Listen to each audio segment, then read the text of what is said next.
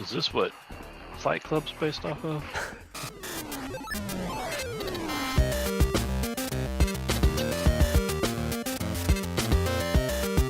Alright, up first we got a game called Rival Turf for the Super Nintendo. This is going to be a Double Dragon Final Fight style beat 'em up. There's actually a lot of beat 'em ups came out this month. Trying to jump in on the Final Fight Ninja Turtles craze. This is called Rival Turf. Looks like he's beating up zombies here.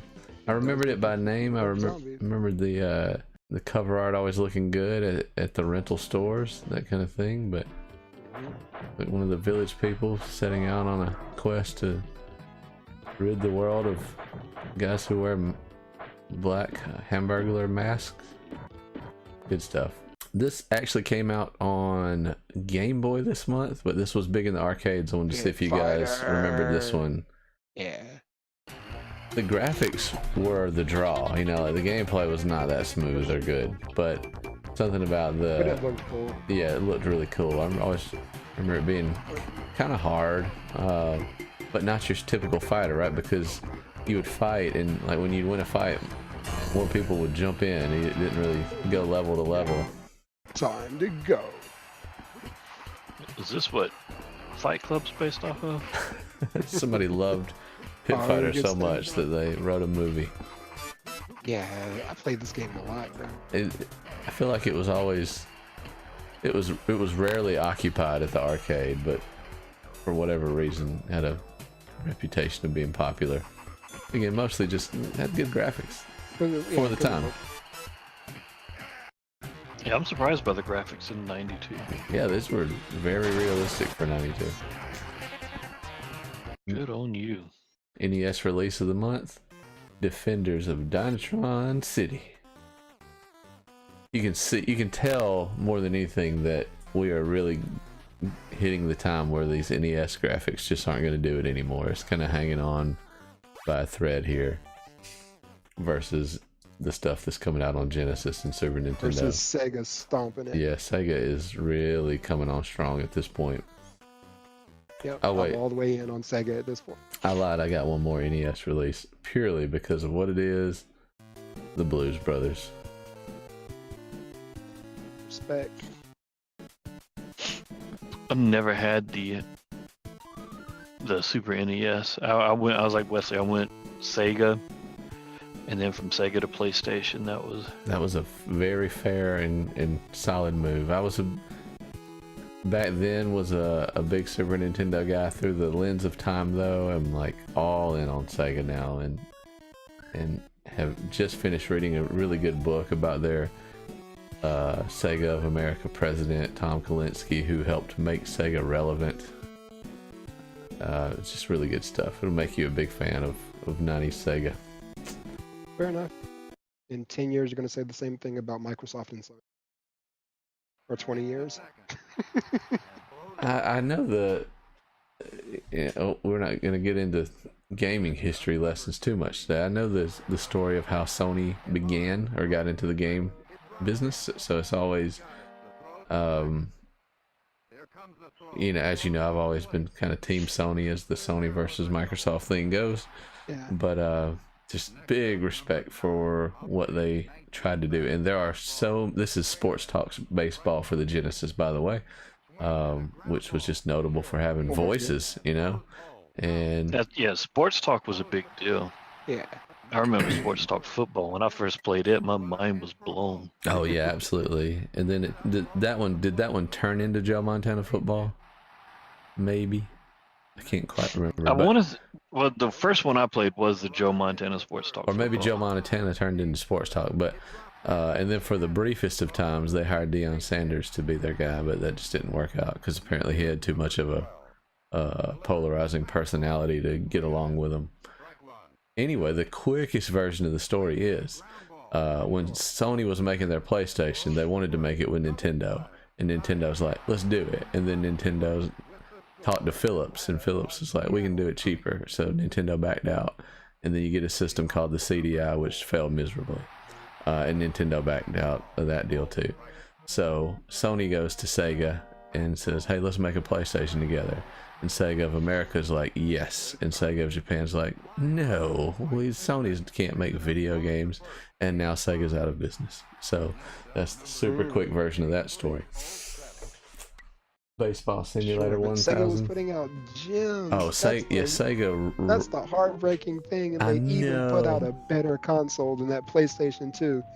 Blah, whatever. Oh yeah, I could go. Yeah, again, I'm trying to not go off on this land here. Yeah, you know I will. I'll back away. Yeah, but you know what a Dreamcast. Yeah, I mean, just all things Sega. You know, I was all in on the Dreamcast. Then and now, was the best of the consoles of that generation. But it was number 2 to Xbox. Sony had a absolute, stranglehold on the market at that point, though, with that PS1 success versus the Saturn. So there's just riding that wave ever since. Yeah, I can't believe that. That's just the same wave. They've had that same stranglehold on the. Isn't it the Dreamcast that brought us the 2K Sports? Isn't that where 2K Oh yeah, that was in house. Yeah. Like, so what you see now is 2K and visual visual concepts. EA actually wanted to be the exclusive sports people on the Dreamcast, and Sega's like, no, we got some internal people that want to do it. And in some ways, you'd say that was a really good call. Then there's the flip side of that to say, well, how much better off would the Dreamcast have done if it would have had the Maddens and that kind of thing. But we did get the absolute, arguably the best football game ever made, circa 2005, and clearly the best basketball game ever made in the 2K series. A challenge that I want to do is for us to go back one day and play Madden from the year of the last 2K football. I've thought a similar thing, more that I just wanted us to go play 2K5. Because people will tell, like, I never played that much of it, but people will say it's still the best football game. I'm gonna comfortably say it was better than the Madden games. They were like giving them away. You remember they did that? Like, yeah, they were trying to get that. Like selling them for $19. They were selling them for $20 on release day. Yeah, Madden coming out at $60. They came out at $20 with a better game. With a better game. Just for reference for anybody watching, this is Dungeons and Dragons Warriors of the Eternal Sun. I listed it because it was super well reviewed, and I could see how, if I was somebody who was like into this, how like much depth there is in it. I've been getting these a lot of these playthroughs. Let me give credit to a NintendoComplete who has videos of most of the things I show you. This video is 1 hour and 40 minutes long, and it's part 1 of 6 to play through this game. So as far as hours played, you really get a lot for your money with this one. Okay. This Atomic. It looks cool. Yeah. Here's Atomic Runner by Data East for the Genesis. Love these title screens. Yeah, it looks like something I would have played. Definitely looks like something I would have rented at the least.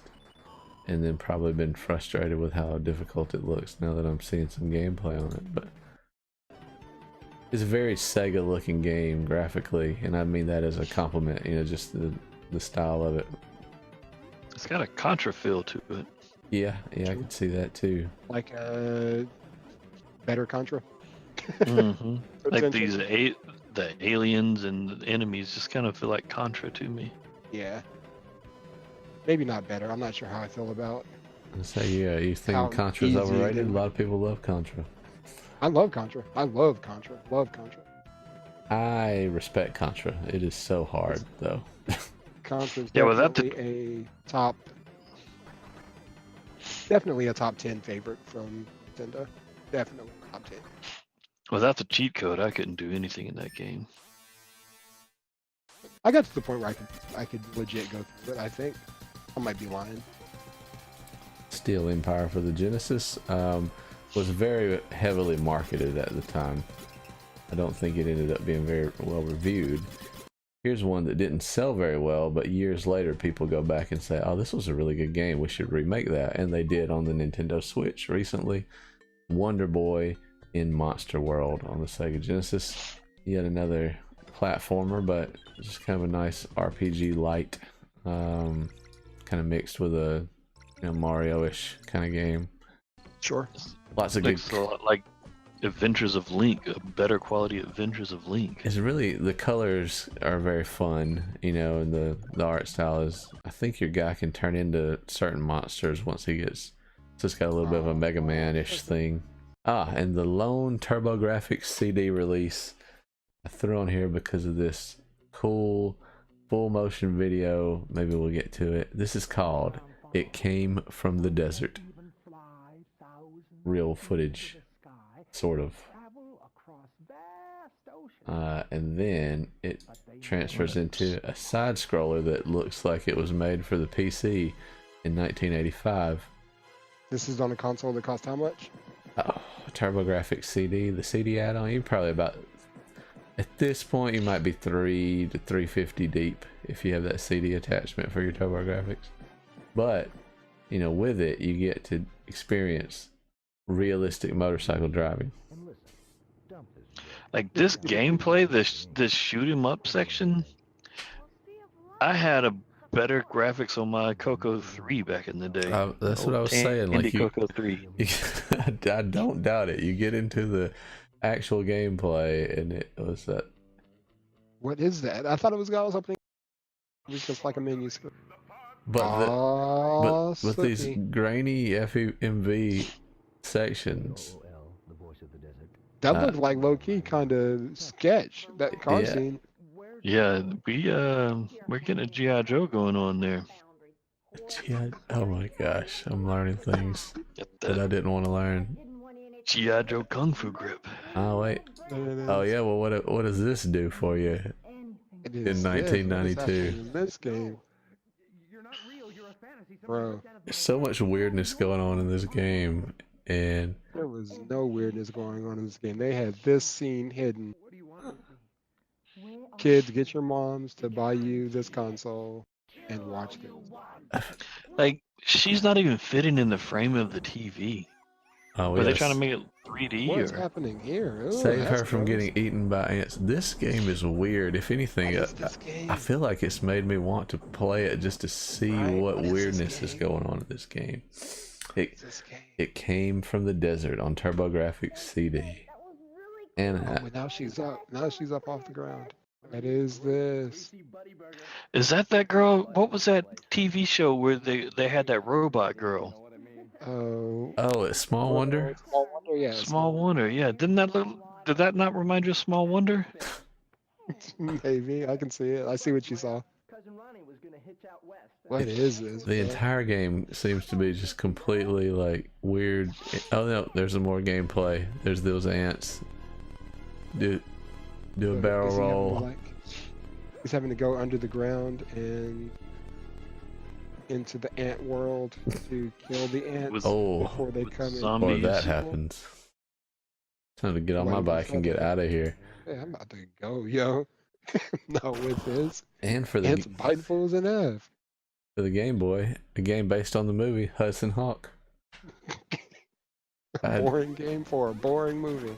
You know, I remember. I don't remember. Yeah, well, I remember liking the movie, but I also know that the movie got absolutely terrible reviews and was considered a huge failure.